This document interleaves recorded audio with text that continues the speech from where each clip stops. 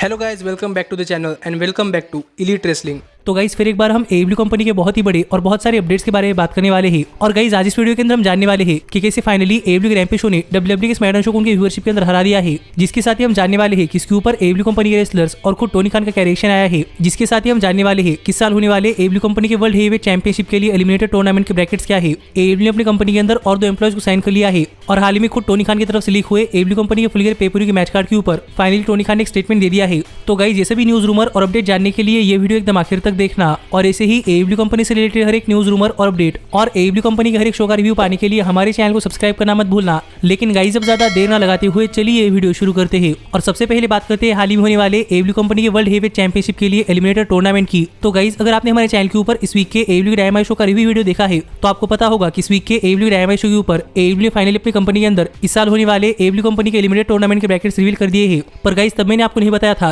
कि इस टूर्नामेंट के लिए ब्रैकेट कौन कौन से है और हमें इस टूर्नामेंट के अंदर कौन से सुपरस्टार का मैच किसके खिलाफ होते हुए दिखाई देने वाला है। क्योंकि मैं स्टोरी एक अलग वीडियो के अंदर कवर करना चाहता था, इसलिए अब मैं आपको बता रहा हूं कि AEW कंपनी इस साल की वर्ल्ड हेवीवेट चैंपियनशिप के लिए एलिमिनेटेड टूर्नामेंट के ब्रैकेट्स क्या है। और गाइस ये ब्रैकेट्स ये है जो कि आप अब अपनी स्क्रीन के ऊपर देख सकते हैं और आप इसे समझ सकते हैं कि इस साल के AEW कंपनी के वर्ल्ड चैंपियनशिप एलिमिनेटेड टूर्नामेंट के ब्रैकेट्स के अंदर लेफ्ट साइड में डार्क ऑर्डर के number 10 Jon Moxley, Orange Cassidy और पावर ऑफ सॉब्स है। और राइट साइड में Dustin Rhodes, Bryan Danielson, Eddie Kingston और लांस आर्चर है। और इस टूर्नामेंट के ए ब्रैकेट में जो पहला मैच है वो है डार्क ऑर्डर के नंबर 10 और जॉन मॉक्सली के बीच में, और दूसरा मैच है पावर ऑफ सॉब्स और ऑरेंज कैसिडी के बीच में। पर जहां तक बात है बी ब्रैकेट की, तो गाइस इस टूर्नामेंट के बी ब्रैकेट में पहला मैच है Dustin Rhodes versus Bryan Danielson और दूसरा मैच है Eddie Kingston versus Lance Archer. जो ब्रैकेट्स देखकर आप यहाँ पर अंदाजा लगा सकते हैं कि यहाँ पर हर एक ब्रैकेट में से कौन सा सुपरस्टार इस टूर्नामेंट के फाइनल्स के अंदर पहुंचेगा। पर गाइस जहां तक बात है मेरी, तो मुझे लगता है कि इस टूर्नामेंट के फर्स्ट ब्रैकेट के थ्रू हमें जॉन मॉक्सली फाइनल्स में पहुंचते हुए दिखाई दे सकते हैं और इस टूर्नामेंट के सेकंड ब्रैकेट के थ्रू हमें ब्रायन डेनिसन इस टूर्नामेंट के फाइनल्स के अंदर पहुंचते हुए दिखाई दे सकते हैं। जिससे क्या पता इस साल के फुल ईयर पेपर के ऊपर जॉन मॉक्सली और ब्रायन डेनिसन के बीच में एक बहुत ही बढ़िया मैच हो। जिस पर आपका क्या कहना है आप मुझे कमेंट कर बताइए।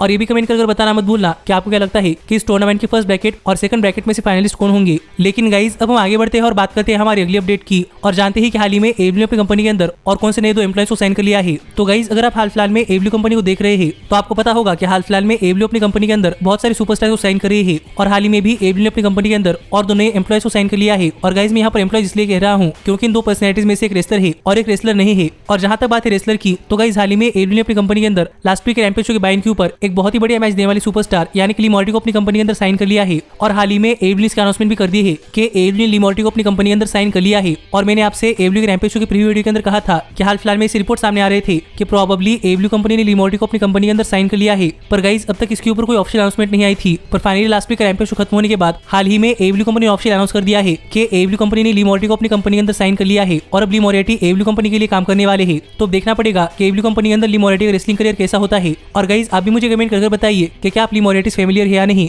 और आपको क्या लगता है कि क्या AEW कंपनी के अंदर ली मॉरिटी का करियर काफी अच्छा हो सकता है या नहीं। पर गाइस जो दूसरी पर्सनैलिटी है जिन्हें की हाल ही में AEW कंपनी ने अपनी कंपनी के अंदर साइन कर लिया है वो देखकर आप चौंकने वाले हैं। क्योंकि गाइस हाल ही में AEW कंपनी ने अनाउंस कर दिया है कि AEW कंपनी ने अमेंडा हूबर यानी कि ब्रॉडी ली की वाइफ को अपनी कंपनी के अंदर साइन कर लिया है। और गाइस यहाँ पर ब्रॉडी ली की वाइफ AEW कंपनी के अंदर एक रेसलर के तौर पर नहीं बल्कि एक बैकस्टेज एम्प्लॉय के तौर पर ज्वाइन करने वाली है। और हाल ही में AEW कंपनी ने अनाउंस कर दिया है कि AEW कंपनी ने अमेंडा हूबर को अपनी कंपनी के अंदर साइन कर लिया है। जो देखा जाए तो ब्रॉडी ली की फैमिली के लिए काफी अच्छी बात है। क्योंकि गाइस ब्रॉडी ली की फैमिली के अंदर सिर्फ ब्रॉडी ली कमाते थे, लेकिन ब्रॉडी ली अब इस दुनिया के अंदर नहीं रहे, इसलिए ब्रॉडी ली की फैमिली को सपोर्ट करने के लिए कोई भी नहीं था। लेकिन गाइस फाइनली ब्रॉडी ली की वाइफ यानी कि अमेंडा हूबर को अपनी कंपनी के अंदर साइन कर AEW कंपनी ने अमेंडा हूबर को अपनी कंपनी के अंदर एक जॉब दे दी है, जिससे कि अमेंडा हूबर एक नौकरी कर अपने परिवार का पेट संभाल सकती है। और यहाँ पर AEW कंपनी के अंदर जॉब पाने के बाद हाल ही में अमेंडा हूबर ने अपने सोशल मीडिया हैंडल्स के थ्रू AEW कंपनी और टोनी खान को थैंक यू किया। और यहाँ पर अमेंडा हूबर काफी इमोशनल दिखाई दे रही थी। पर गाइस सच में एक देखने लायक बात है कि ब्रॉडी ली के चले जाने के बाद उनकी फैमिली को सपोर्ट करने के लिए कोई नहीं था, इसीलिए फाइनली AEW कंपनी ने अमेंडा हूबर को अपनी कंपनी के अंदर साइन कर लिया है। और अब अमेंडा हूबर AEW कंपनी के अंदर बैकस्टेज काम करने वाली है,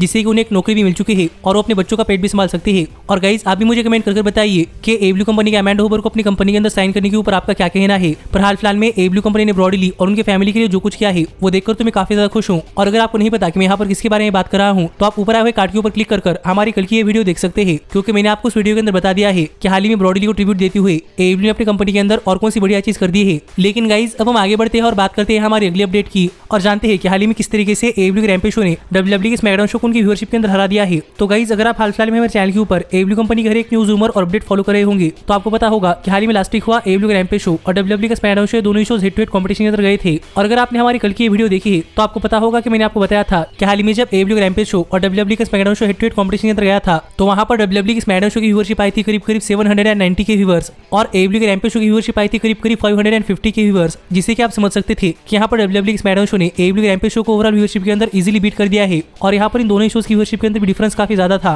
पर गाइज मैंने आपको बताया था कि वो इनिशियल रिपोर्ट है, पर गाइज अब WWE के स्मैकडाउन शो और AEW के रैम्पेज शो की फाइनल व्यूअरशिप सामने आ चुकी है। और गाइज कहना पड़ेगा कि जितने टाइम के लिए AEW के रैम्पेज शो WWE के स्मैकडाउन शो के साथ हेड टू हेड कॉम्पिटिशन के अंदर गया था, तो उतने टाइम में सरप्राइजिंगली AEW के रैम्पेज शो ने WWE के स्मैकडाउन शो को उनकी व्यूअरशिप के अंदर हरा दिया है। और गाइज मैं यहाँ पर ओवरऑल व्यूअरशिप के बारे में बात नहीं कर रहा, क्योंकि अभी जितने टाइम के लिए AEW के रैम्पेज शो और WWE के SmackDown show head to head competition के अंदर गया था, तो हेड टू हेड कॉम्पिटिशन के अंदर WWE के स्मैकडाउन शो का एवरेज व्यूअरशिप मिली है 880 के व्यूअर्स, लेकिन AEW के रैम्पेज शो का एवरेज व्यूअरशिप मिली है 600 के व्यूअर्स। पर ये तो हुई हेड टू हेड कॉम्पिटिशन की ओवरऑल व्यूअरशिप, लेकिन जहां तक बात है 18 to 49 एज डेमोग्राफिक की, तो guys surprisingly 18 to 49 age demographic के अंदर AEW के रैम्पेज शो ने WWE के स्मैकडाउन शो को हरा दिया है। और इस आधे घंटे के लिए जहां पर WWE के स्मैकडाउन शो के ऊपर बेकी लिंच और साशा बैंक्स का मैच हो रहा था, तो वही AEW के रैम्पेज शो के ऊपर CM पंक और मैट सैडल का मैच हो रहा था। और सरप्राइजिंगली यहाँ पर 18 to 49 एज डेमोग्राफिक के अंदर WWE के स्मैकडाउन शो के ऊपर हुए बेकी लिंच और साशा बैंक्स के मैच को व्यूअरशिप मिली है करीब 277 के व्यूअर्स, और AEW के रैम्पेज शो के ऊपर हुए CM पंक और मैट सैडल के मैच को व्यूअरशिप मिली है 363 के व्यूअर्स। और जहां तक बात है स्मैकडाउन के शो के ऊपर ब्रॉक लेसनर और रोमन रेंस के सेगमेंट की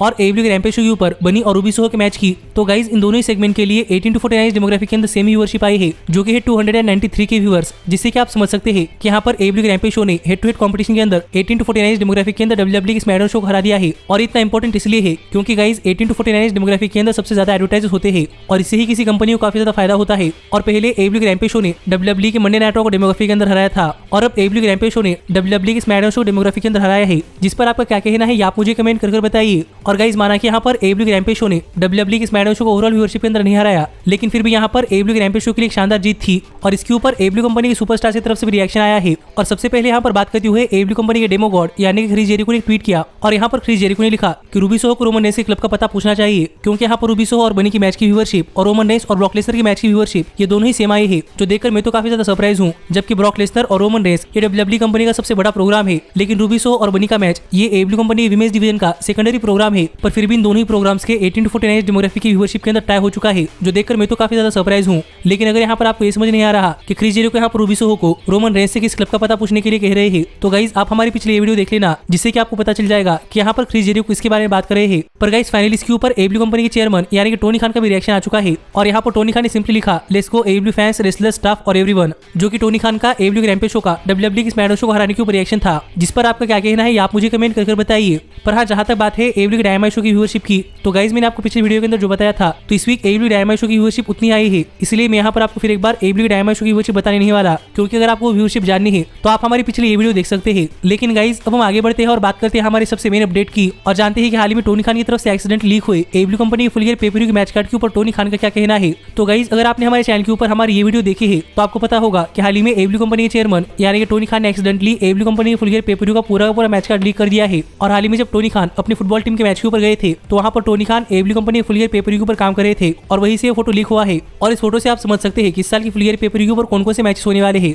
और अगर आप जानना चाहते हैं कि इस साल की फुल ईयर पेपर व्यू के लिए टोनी खान ने कौन कौन से मैचेस बुक कर दिए हैं, तो आप ऊपर आए हुए कार्ड के ऊपर क्लिक कर हमारी पिछली ये वीडियो देख सकते हैं। लेकिन गाइस टोनी खान की तरफ से फोटो लीक होने के बाद हाल ही में टोनी खान का एक इंटरव्यू हुआ, और इस इंटरव्यू के अंदर टोनी खान से पूछा गया कि टोनी खान ने accidentally full year pay per view का पूरा मैच कार्ड लीक कर दिया है, तो इसके ऊपर टोनी खान का क्या कहना है। तो यहाँ पर बात करते हुए टोनी खान ने कहा कि टोनी खान के पास काम करने के लिए टाइम नहीं था, इसलिए टोनी खान अपनी टीम के फुटबॉल मैच के दौरान AEW कंपनी के फुल ईयर पेपर व्यू के मैच कार्ड के ऊपर काम कर रहे थे। और टोनी खान ने कभी नोटिस नहीं किया कि यहाँ पर काफी सारे कैमरास टोनी खान के ऊपर है, और टोनी खान यहाँ पर अपने आप को फॉर्चुनेट मानते हैं कि टोनी खान ने उस पेपर के ऊपर कुछ पर्सनल चीज नहीं लिखी। और टोनी खान की इन बातों से तो आप समझ ही सकते हैं कि प्रोबेबली हाल में जो टोनी खान की तरफ से AEW कंपनी के फुल ईयर पेपर व्यू का पूरा मैच कार्ड लीक हो चुका है, वही साल के फुल ईयर पेपर व्यू के लिए मैच कार्ड होने वाला है। पर गाइस अब देखना पड़ेगा कि यहाँ पर टोनी खान को भी पता लग चुका है कि इस साल के फुल ईयर पेपर व्यू का पूरा मैच कार्ड लीक हो चुका है, तो इसके ऊपर टोनी खान कुछ एक्शन लेते हैं या नहीं, या टोनी खान अपनी कंपनी के अंदर कुछ प्रोग्राम्स के अंदर चेंज करते हैं या नहीं। लेकिन गाइस अगर आपने हमारी पिछली ये वीडियो देखी है और अगर आपको पता है कि इस साल के फुल ईयर पेपर व्यू पर कौन कौन से मैचेस होने वाले हैं, तो आप मुझे कमेंट कर बताइए कि आपके हिसाब से इस साल के फुल ईयर पेपर व्यू का मैच कार्ड कैसा है। लेकिन गाइस मेरे हिसाब से इस साल के फुल ईयर पेपर व्यू का मैच कार्ड एक बहुत ही बढ़िया मैच कार्ड है, और मैं तो ये पेपर व्यू देखने के लिए एक्साइटेड हूँ। पर ऐसे ही AEW कंपनी से रिलेटेड हर एक न्यूज, रूमर और अपडेट और AEW कंपनी का हर एक शो का रिव्यू पाने के लिए हमारे चैनल को सब्सक्राइब करना मत भूलना। पर गाइस अब मैं मिलता हूँ आपसे अगली वीडियो के अंदर, पर तब तक stay healthy, stay happy and keep watching elite wrestling. Hey, did you like that video? Click the screen for more. And where do you think you're going? Check out our official merchandise page and to support the entire cast. And thanks so much for being the elite. The elite, the elite. What, Nick, you're not going to sing it all with me this time?